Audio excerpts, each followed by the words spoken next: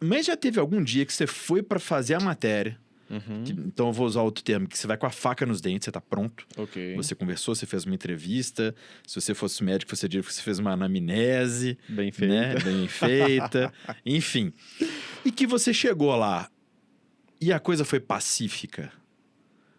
De bate pronto. Eu saio de casa torcendo por isso. Eu tenho 2 filhos, Mário, e eu quero ficar com os meus filhos. E você vê, olha a minha esposa, e eu te dou tranquilidade para dizer e olhar. É uma mulher linda. Eu quero ficar com eles. Eu não saio de casa querendo reportagem longa, conflito, treta. Eu não busco isso, eu não quero isso. Eu quero o quê? Uma luta civilizada pelo direito e uma composição adequada do direito. Porém, a luta pelo direito, ela é uma luta árdua. Existe resistência. Então, assim, há situações em que a gente está lidando com fornecedores sérios, que eles entendem, sim, de fato houve uma violação ao direito aqui, mas nós vamos resolver. E tá tudo bem. Eu não sou aquela pessoa que vou ficar assim, mas resolveram? Então deixa eu arrumar uma tretinha aqui. Não, até porque eu não estou te falando que um dia meus filhos vão assistir o meu material. Sim. Eu não quero passar a ideia para os meus filhos de que o pai deles saía em busca de treta. Não, o pai deles sai em busca de justiça. Isso que eu quero que eles saibam. E a justiça, ela acontece com treta, quando é necessário. Por quê? Porque há momentos em que falar não é audível, você tem que gritar. Né? E as crianças sabem muito bem isso. Né? Usam muito bem. Usam muito bem. Nenhum recém-nascido, nenhum neonato, quando ele está com fome, ele... Não, ele chora de forma expressiva, né? Então, dependendo da sua dor, você não vai falar muito baixo, com muita compostura. Mas eu saio de casa buscando uma solução civilizada. Então, quando isso acontece, rapaz, se você assistir bastante às reportagens da Ronda, você vai ver que sim, ainda mais sendo você jornalista, você vai me ouvir dando dicas para o fornecedor sutis de não deixar o negócio degringolar. Eu dou dicas sutis, assim. Eu falo assim, por exemplo, se eu percebo que tem um lá mais desequilibrado, eu pergunto assim, você tem estrutura emocional para me atender? Se não tiver, chama alguém que tenha. Isso é uma excelente dica e isso é contra a audiência, veja. Você é jornalista. Você sabe que se eu deixar o pau quebrar, se tem uma pessoa instável, é com ela que eu quiser conversar, vem cá, isso vai dar entretenimento, né? Como dizem por aí. A audiência iria lá em cima. Eu não estou atrás disso, eu não nasci com audiência. Eu nasci precisando de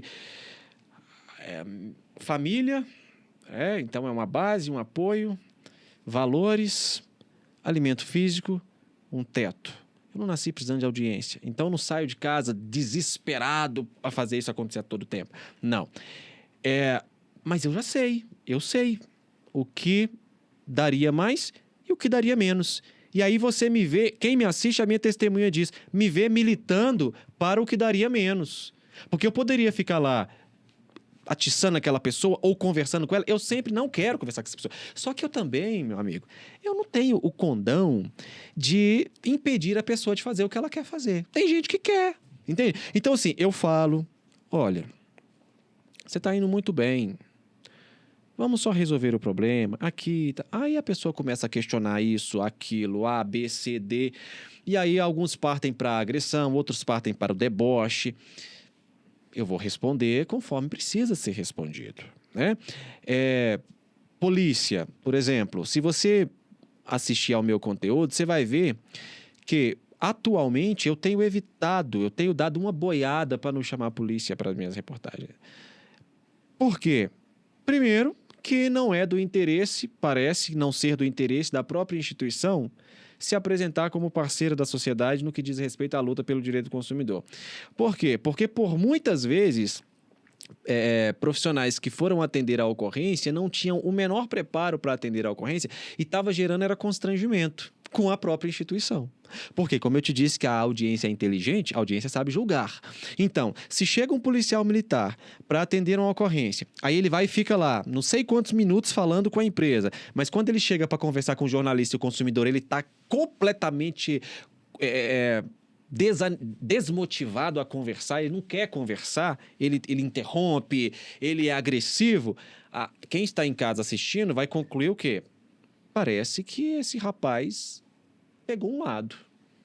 E esse rapaz não pode pegar um lado porque ele é agente público. Ele tem que ter uma conduta ali adequada, escorreita, ortodoxa. Ele não pode tomar lado. Então, estava começando a acontecer isso, sabe? Então, assim, eu não gosto de chamar, sabendo a importância de se chamar. Toda vez que você chama a polícia para uma ocorrência de defesa do consumidor, você gera estatística. E aí você auxilia o poder público para direcionar políticas públicas no combate à violação do direito do consumidor. Mas eu evito chamar. Evito treta, não gosto. As pessoas...